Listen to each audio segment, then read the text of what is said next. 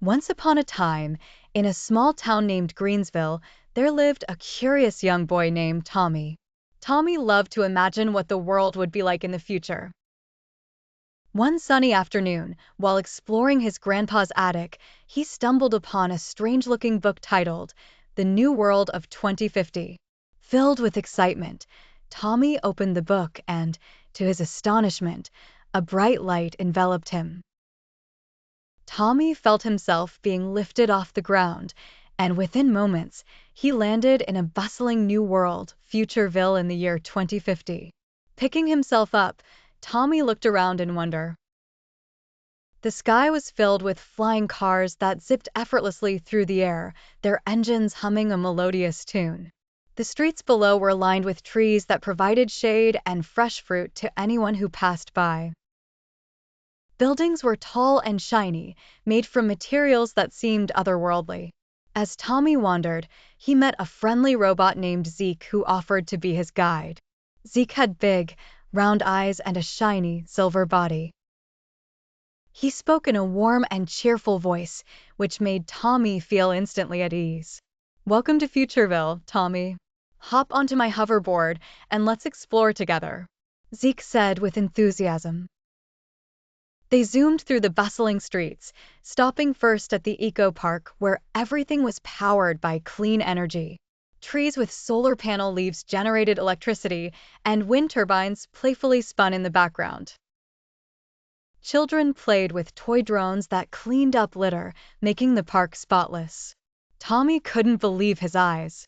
Next, Zeke took Tommy to the Sky Garden, a massive garden that floated high above the city. It was filled with vibrant flowers, exotic plants, and even waterfalls. Tommy saw bees and butterflies made of tiny, intricate machines pollinating the flowers. "These are part of our robotic ecosystem," Zeke explained. "They help keep our environment healthy." As the sun began to set, Zeke took Tommy to the Holo Theater where families gathered to watch movies that felt amazingly real.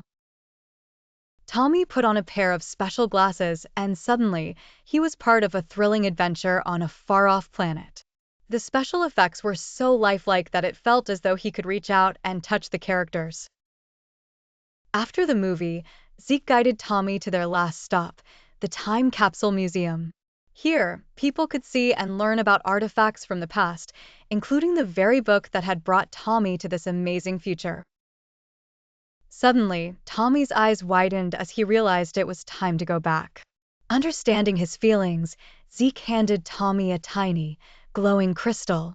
"This will allow you to visit us anytime you wish," Zeke said kindly.